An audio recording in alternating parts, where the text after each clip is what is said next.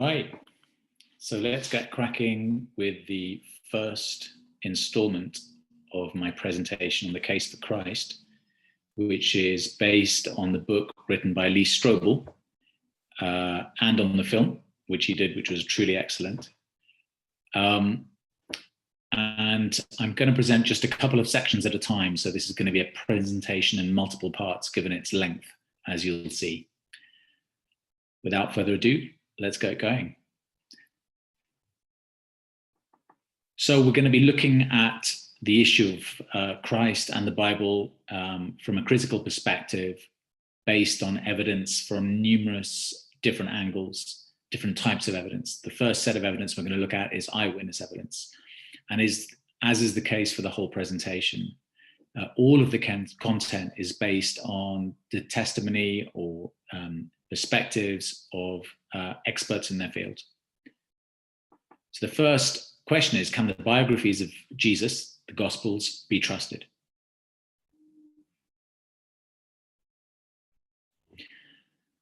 Typical questions that I get asked by people, especially some of my atheist friends, is around the reliability of the Gospel from the perspective of who actually wrote it. When was it written? Is it truly based on eyewitness accounts?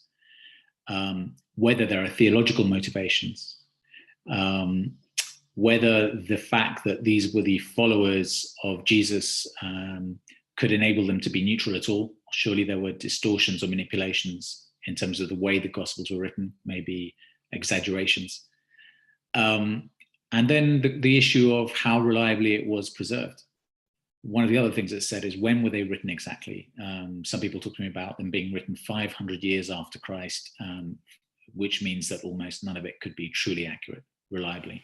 Let's have a look at those questions in detail. The first expert is Dr. Craig Blomberg. As you can see, I'm not going to read it out. You can see for yourself, he's highly qualified to express an opinion on this.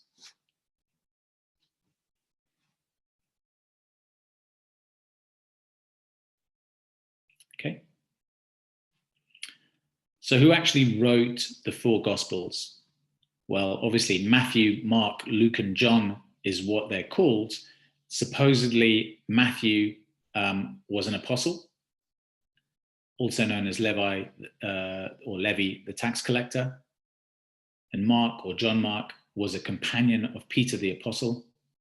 Luke was also a companion of another apostle. He wasn't actually technically an apostle, because Paul, previously Saul of Tarsus, was converted to Christ after an apparition of Christ to him on a road after Christ's death and resurrection.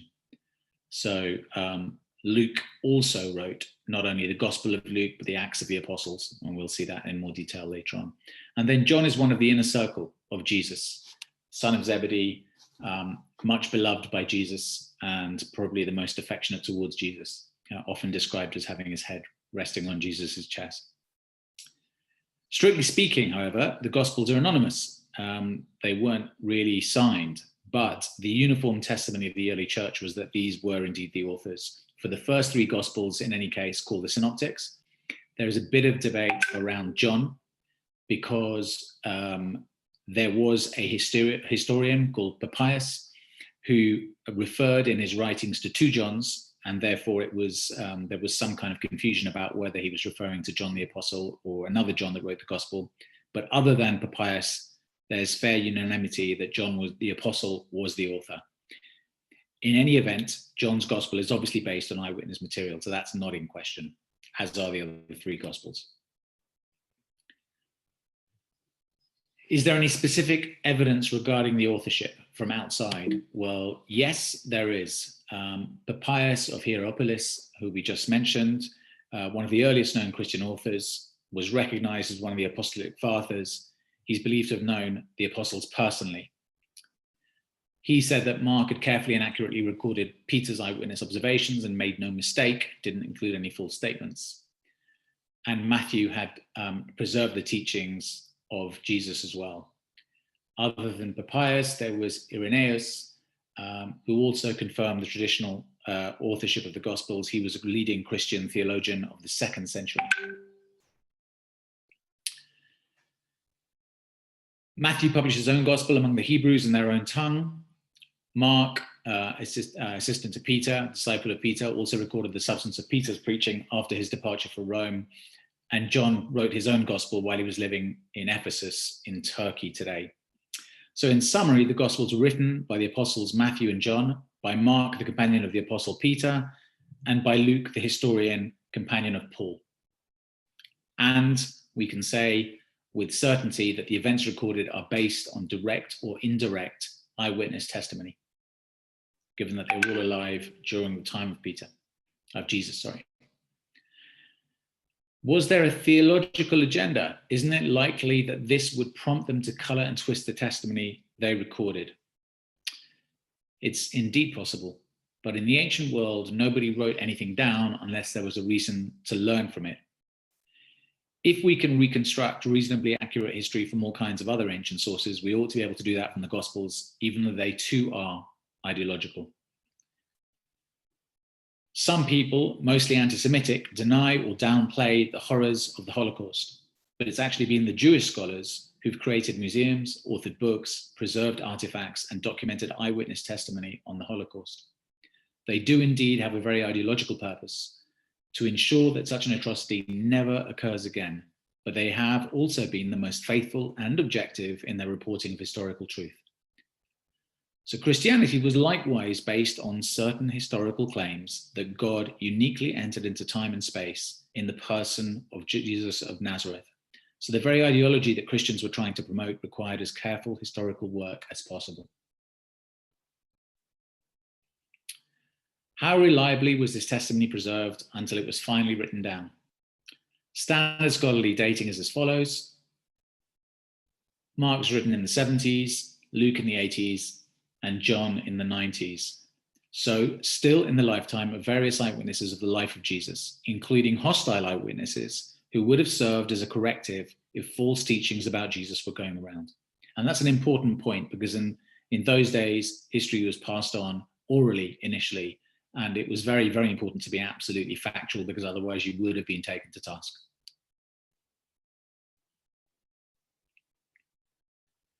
If we look at Alexander the Great as a comparison, Ariander's story was written down by two biographers, Arrian and Plutarch.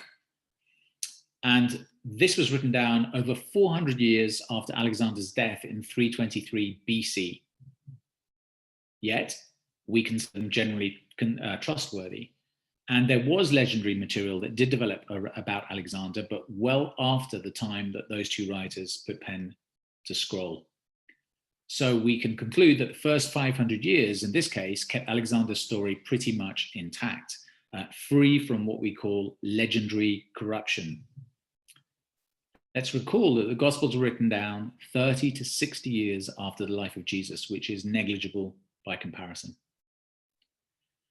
The book of Acts, which comes after the four Gospels, written by Luke, there's firm evidence that this was actually written even sooner. And why is that? Well, for a start, Acts ends pretty abruptly and unfinished because the book was actually written down by Paul and before his death. When Paul was put to death, Luke obviously brought that to an end, and then it was finished off later on. So Acts was actually written before 62 AD when Paul was executed in Rome. If you look at that, the fact that Luke was actually the first part of that two-part work, Acts actually came afterwards. We know then that the first part, Luke, must have been written earlier. And since Luke actually incorporates part of Mark, that means Mark must have been written earlier as well. Allowing a year for each of those, to write each of those, Mark must have been written no later than about 60 AD, maybe even the late 50s. Jesus was put to death in 33 AD, so we're talking about a maximum gap of 30 years or so, which compared to Alexander the Great, 400 years, is like a newsflash. If we take a closer look at Paul, the New Testament books are not in chronological order. They were written after almost all the letters of Paul. whose writing ministry probably began in the late 40s, and most of his major letters appeared in the 50s. So to find the earliest information, one goes to Paul's epistles and then asks, are there signs that even earlier sources were used in writing them? Paul incorporates some creeds, confessions of faith, and hymns from the earliest Christian church, which go way back to the dawning of the church soon after the resurrection. What are these creeds? The most famous being Philippians 2, 6-11, which talks about Jesus being in very nature God. Colossians, which describes him as being the image of the invisible God, who created all things and through whom all things are reconciled with God by making peace through his blood shed on the cross. And the most famous of all is perhaps, and the most important of all, is 1 Corinthians 15, where Paul uses technical language to indicate he was passing along these oral traditions in relatively fixed form. So what's the point? The point is this.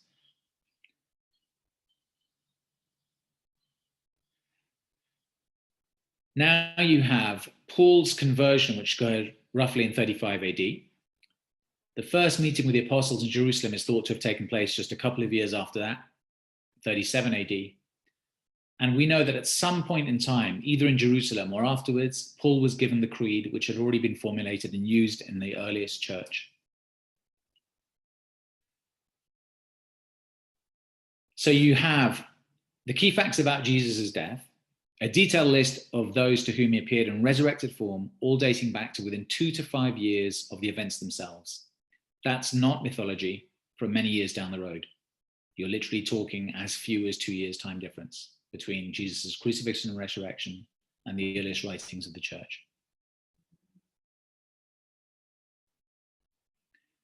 And the documentary evidence, worthy biographies of Jesus reliably preserved for us. Here we're going to lean on the views of Bruce Metzger, again, as you can see, highly qualified to express an opinion.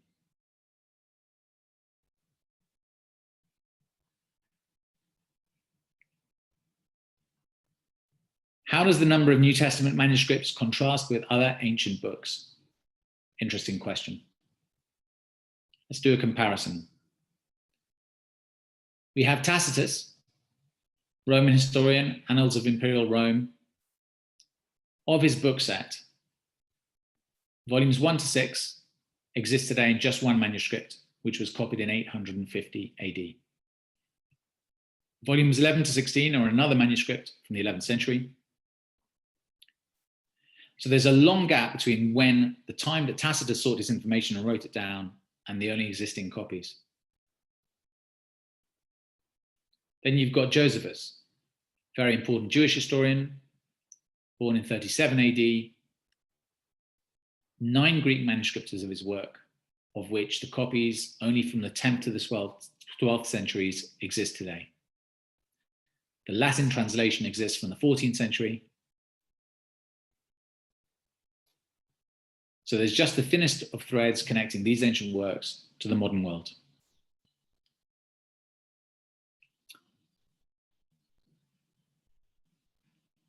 What about the New Testament manuscripts in Greek? How do they compare with other works? Well, what works have the second highest number after the Bible? That would actually be Homer's Iliad. Homer's Iliad was the Bible of the ancient Greeks. There are fewer than 650 Greek manuscripts of it today. Some are quite fragmentary. They come down to us from the 2nd and 3rd centuries AD onwards. And when you consider that Homer composed his epic in about 800 BC, that is over 1,000 years time gap. What about the Bible then? How many Greek manuscripts are there today? This is astonishing, and this diagram is to scale. Yeah, 5,664 copies have been catalogued in Greek. So the manuscript evidence of the New Testament is absolutely overwhelming when juxtaposed against other revered writings of antiquity, works that modern scholars have absolutely no reluctance in treating as authentic. How reliable is the modern day Bible? When we hold a Bible in our hands, we're essentially holding copies of other ancient historical records. The original manuscripts, gospel manuscripts, and all the other books of the Old and New Testaments have long ago crumbled into dust. Like so. The Bible is the end product of copies of copies of copies throughout the ages. How do we know that the current versions are true to the originals? Excellent question. Let's take a look at that. The issue of copying is not unique to the Bible, but what the New Testament has in its favor, especially when compared with other ancient writings, is the unprecedented multiplicity of copies that have survived. In the case of other ancient texts, maybe 5, 8, or 10 centuries have elapsed between the original and the earliest surviving copy. But with the New Testament we have copies commencing within a couple of generations. In addition to the Greek manuscripts, we have translations, what we call primary translations from a very relatively early time, Latin, Syriac, and Coptic. On top of that, we have secondary translations in other languages. The more often you have copies that agree with each other, especially if they emerge from different geographical areas, the more you can cross-check them to figure out what the original document looked like. Something like this. As you can see, they get copied successively, and as they spread, more and more copies are produced. Commonalities can be traced back genealogically in a family tree that identifies their provenance back in time. And see, from the similarities, we can trace back. Like so, like so.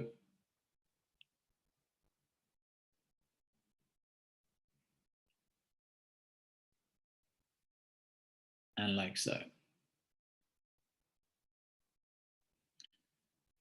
This is truly unique to the Bible compared to other ancient works, given the huge number of copies. And we have a wealth of evidence. Firstly, we have Greek manuscripts, papyrus, or on parchment made from animal skins. These are the earliest copies of the New Testament. Then what we have are uncial manuscripts. There are 306 of these in all capital Greek letters. Then what we have are manuscripts, written in minuscule, which there are around 2,900. This emerged in 800 AD onwards. And then we have what were called lectionaries, which are writings of the ancient church to be read in sequence at appropriate times of the year. 2,400 of these would be catalogued. So if we summarize it, there are 5,664 Greek, 8,000 to 10,000 Latin Vulgate manuscripts, and then another 8,000 in other languages. That is truly remarkable. You're talking about 24,000 manuscripts in existence. What does that mean? Well, this is what Craig Blomberg has said, that even if we have no Greek manuscripts today, by piecing together the information from these translations at a relatively early date, we can actually reproduce the contents of the New Testament entirely. Even if we didn't have the Greek manuscripts or the first primary translations, we could still reproduce the contents of the New Testament from the multiplicity of quotations and commentaries, sermons, letters, and so forth of the early church fathers. What is the earliest material available? Well, the earliest manuscript we possess is the Rylands Papyri, a fragment called P52 from John, and that's actually a photo of it. Very small, 2.5 by 3.5 inches, 5 verses from chapter 18. Origins around 100 to 150 AD. But what's interesting is that it was actually found on the Nile River Delta, which is an awful long way from Ephesus, where John wrote the gospel. And since this was likely to be a copy of a copy of a copy, and that's a big distance to travel, it would indicate that John was actually written a lot earlier than the 90s.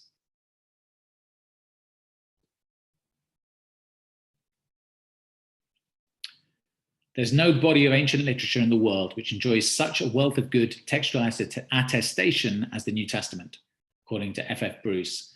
In no other case is the interval of time between the composition of the book and the date of the earliest manuscripts so short as in that of the New Testament. Frederick Kenyon.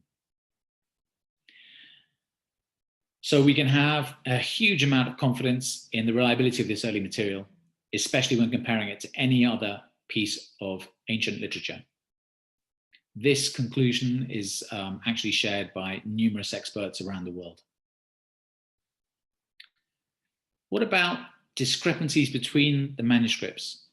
In those days, manuscripts are laboriously hand-copied by scribes, letter by letter, word by word, line by line, in a process that was ripe for errors. Are the Bibles not hopelessly riddled with inaccuracies? Great question. And indeed, yes, scribes had eyesight and fatigue issues hour after hour, copying all this stuff out.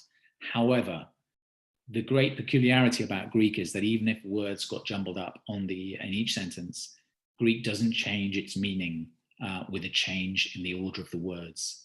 So a lot of the errors are considered to be ridiculously minor and have no bearing on the actual essence of the text itself. And indeed, no doctrines of the church have been or are in jeopardy because of the variants, they're called, in these manuscripts, in these small errors in the copying. We can have great confidence in the reliability of this material, especially when compared with any other work of ancient literature. The New Testament then has not only survived in more manuscripts than any other book from antiquity, but it has survived in a purer form than any other great book, a form that is 99.5% pure. If we compare the present state of the New Testament text with that of any other ancient writing, we must declare it to be marvelously correct. Such has been the care with which the New Testament has been copied, a care which has doubtless grown out of true reverence for its holy words. The New Testament is unrivaled among ancient writings in the purity of its text, as actually transmitted and kept in use. And that ends this part of the presentation. Check out my next video for the next segment.